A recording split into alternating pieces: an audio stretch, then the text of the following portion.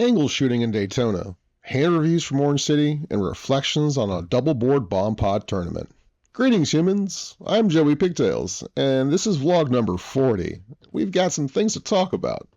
The Moneymaker Tour is wrapped up in Daytona, and I was finally able to secure my first and only cash of the series, taking second place on Saturday in the $300 round and round, no limit, hold'em, and pot limit Omaha double board bomb pod tournament.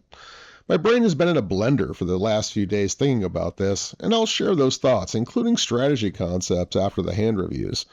Firstly, I want to talk about that angle shooter and exactly what happened, why it was an absolute scumbag move, and also talk about TDA rules, including how this was ruled, and why we need to consider other rules being applicable in this case.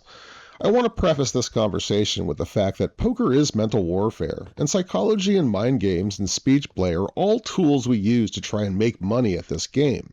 But there are lines between competitive mental warfare and angle shooting. We've all seen scummy people angle shoot, which can take on a lot of forms, from physical actions like forward motion without dropping chips, to using words that sound like call or pot to try and induce action, and then saying you didn't say that word specifically, among other things. The angle shooter is intentionally exploiting some form of misinformation in order to influence action. It's part of the reason tournaments specifically restrict a lot of speech play during hands, to prevent these kinds of things from happening. To set the stage for this specific angle, understand that this was a double-board bomb pod tournament, rotating rounds between Hold'em and PLO.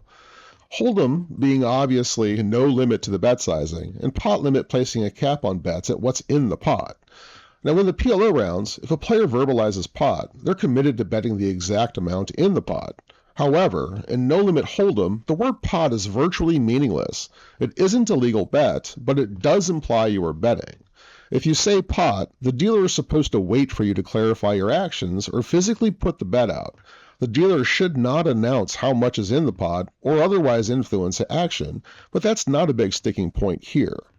So in this specific situation in a Hold'em hand, a lady who literally just sat down and is playing her first hand wants to bet the flops and verbalizes pot.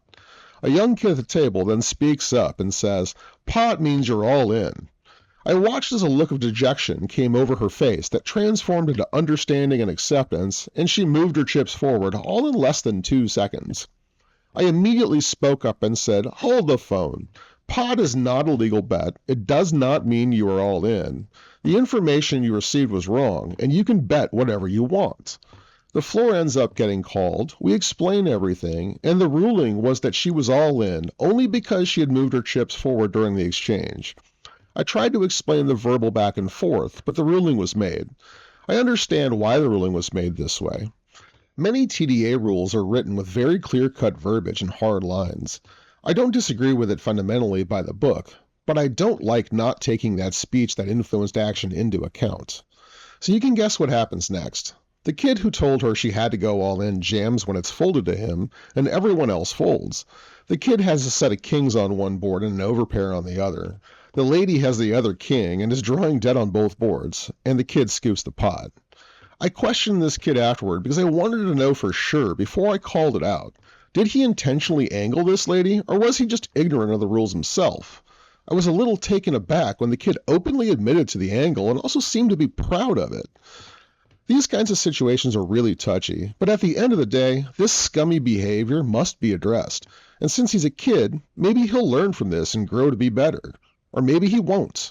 But I made sure to let him know that angle shooting was one of the most scummy things you can do at the table, and that getting labeled as an angler will be a reputation that sticks with you. And of course, he didn't give a fuck and looked right through me, but that's okay. Douchebags are going to be douchebags. Remember, when people show you who they are, believe them. But also remember that most people are capable of growing and evolving, and that speaking to these issues can have a positive impact. I always say, be a good human, and that also includes speaking up when nefarious douchebags are afoot. Alright, let's jump into the hands from the past couple of days of PLO, and then afterward, we're going to revisit this double-board bomb pod tournament and talk about my experience. I see an open to 15 and a couple calls. I call, and we're 5 ways to a flop of Jack-8-4 Rainbow. I'm new to this table and not sure what the meta looks like, so I check and flow, and seat 2 bets $20, which we all call.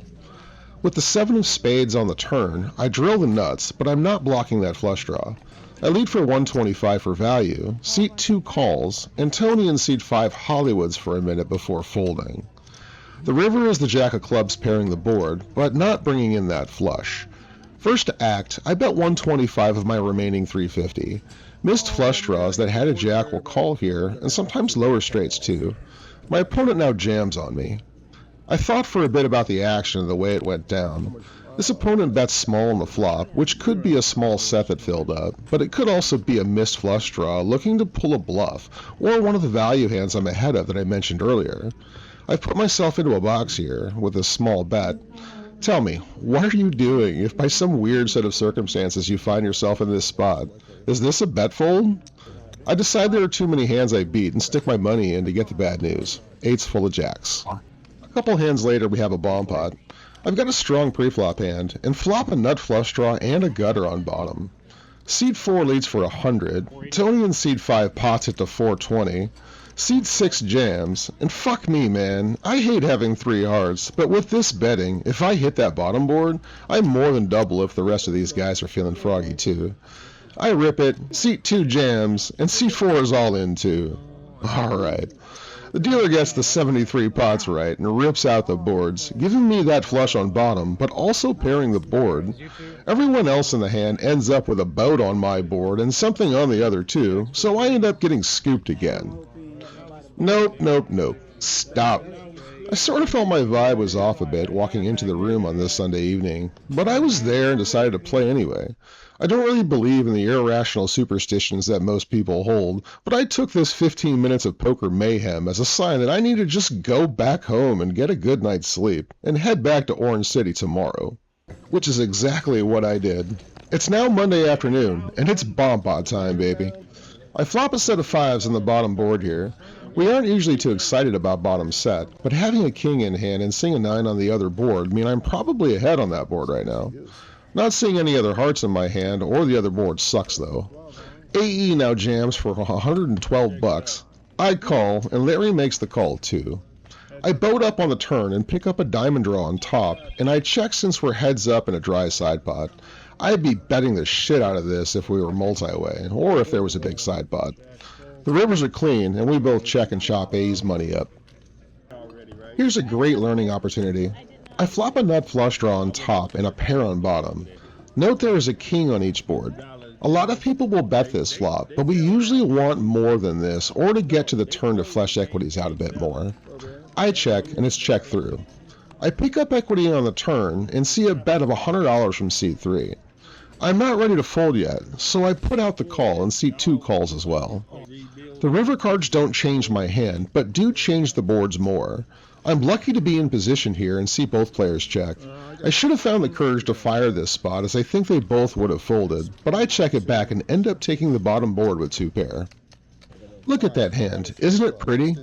I caution you on playing these types of hands, even double suited, will want to be higher in the rundown range. For example, I limp with the field here, but really, if we're gonna play this, at least raise with it to clear out the riffraff. On 5-3-2 Rainbow, I flop a mirror and open-ended with backdoor flush draws. I lead 25 bucks when check to, get raised by seat 7, who has about 125 bucks total, and put him all in when it's folded back to me. The jack of diamonds gives me a flush draw, but the 7 of spades is a brick. My opponent flopped a wheel, so I pay him off, and we move on. I've jumped over into seat 8 as a couple people left and the table dynamics shifted a bit. I've got about 350 to start the hand and look down at a monster. I'm hoping to see some action, and here we go, baby. Seat 5 makes it 20 over a couple of limps. Angel in seat 6 pots it to 80, and I repotted it to 280. Seat 5 is all in for 80 bucks, and Angel makes the call, leaving me about 75 bucks behind. Flopping top pair, I have no choice but to stick it in, and Angel makes the call. The board runs out, and Angel had aces and turned a wheel, so it's time for me to rebuy. The very next hand I'm on the button.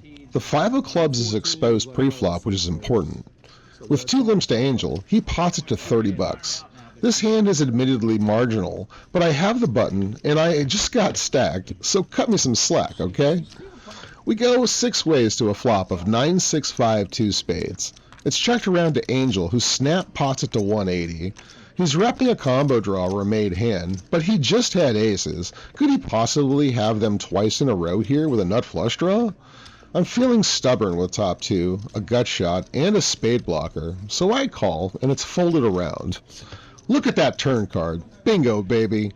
Angel checks, and I jam my 290 in there, getting snap called. The river is clean, and Angel did in fact have aces with a nut spade draw. I got lucky to get the full double, getting back into the green on the session. And here we are on the very next hand again. Sometimes it's like that. I'm fully connected with my 3 Broadway cards and king high clubs. Angel opens to $10 over a limp. That's different. I call, and we're going to go 5 ways to a flop of queen 10 6 2 spades 1 club. No one wants to stab at this, so it gets checked around to the 9 of clubs on the turn. Bink again, baby. With a redraw, too. Seat 5 bets 25, and Angel now verbalizes pot, raising to 125. I have robust equity here, but want to charge any spade or boat draws as well, so I pot it to 400, and it's folded to Angel, who's all in for about 300. The river is a clean 8 of hearts, and Angel ended up with a queen high straight, and I ended up taking another one down. After that flurry of hands, the action really died down. There wasn't much happening, even with the hands I was winning and losing. I did get one more interesting hand, though, looking down at single-suited jacks on the button. There's an open at 10 over a couple of limps, and we go 5 ways to a flop of jack 10 6 rainbow. It's checked to me, and I bet 50, looking to charge those straight draws to see a turn card, and only seat 6 calls. The turn is a clean 5 of clubs, and my opponent checks. And I'm setting up an all-in on the river, so I bet 125, and my opponent tank calls. The river is an 8, and my opponent jams relatively quickly. I let the table know I hate the river as I put my call out there, and my opponent tells me I'm good. He had a set of 10s, so I pull out one more big win before wrecking up to leave. So let's talk about this round and round no limit hold'em and pot limit Omaha double board bomb pod tournament that has been occupying most of my consciousness the last few days. This event started with 25k in chips, with the player ante starting at 200. It went up slowly as well, from 200 to 300 to 400 to 500, then 600, 800, 1000, and 1200, before hitting 1500 when the registration ended. The structure wasn't actually that bad, although I do want to argue for much deeper stacks to start. I went into this event with the fundamentals I've developed from playing cash game PLO bomb pots. You know, pushing and pulling and getting multi-way value whenever possible, like I keep preaching in nearly every vlog I make. I also understood just how hard it was to make a pair and hold'em, including in bomb pots. I expected to see lots of multi-way action go into turn cards when I put that pull bet out there the first time, but I only got one call. What the hell, man?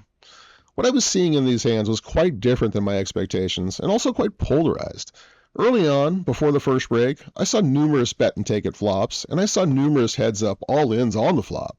What I didn't really see at all were 3 or 4 players, or even 5, seeing turns or rivers. It was really odd, and it meant that I needed to adapt quickly or get eaten alive. I suppose you can say that what I saw was an extreme expression of ICM tournament fundamentals coming out here. Players tended to either resist putting any chips in the pot at all post-flop, or look to bet as much as possible to build a pot to semi-bluff later or scoop. The idea of pulling multiple players to the turn didn't exist in the other players' minds at all, it seemed. The main storylines I kept seeing over and over again were tales of overfolding and betting the max, and I kept searching for ways to carve out a chapter or two for myself in this tournament story, but writer's block saw me get stacked a few times. I told myself a while ago that I'd never fire 4 bullets in an event again, but here I found myself at max late reg and stacked for the 3rd time. I thought about the things I saw and did, and something clicked. I went over and registered one last time and sat down to try and win this tournament with 25k at the 1.5k ante level. I changed a few things with my mindset when I sat down again, and they were as follows. Number 1, I stopped hero calling in PLO hands. The line was to either raise or fold. The pressure of potentially losing your stack means everything here, and we put people without the nuts to the test, or fold and preserve our stack. Number 2, I paid way more attention to blockers, especially in hold'em hands.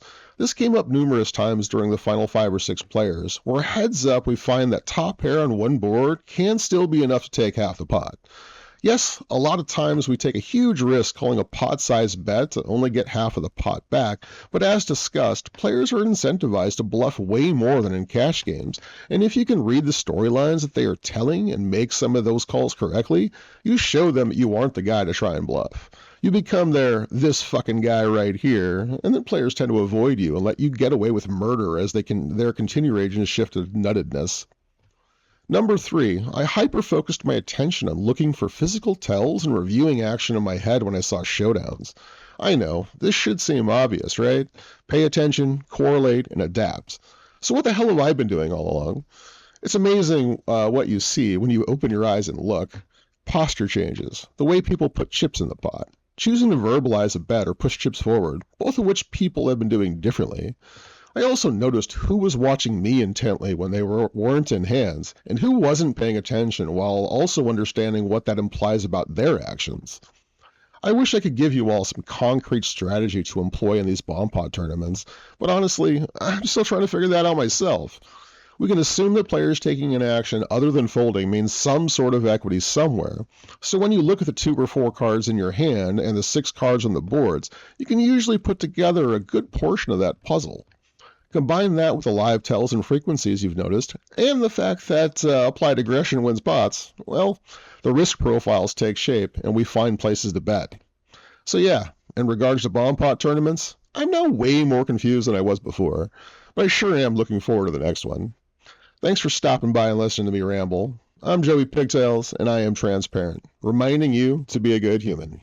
Bye!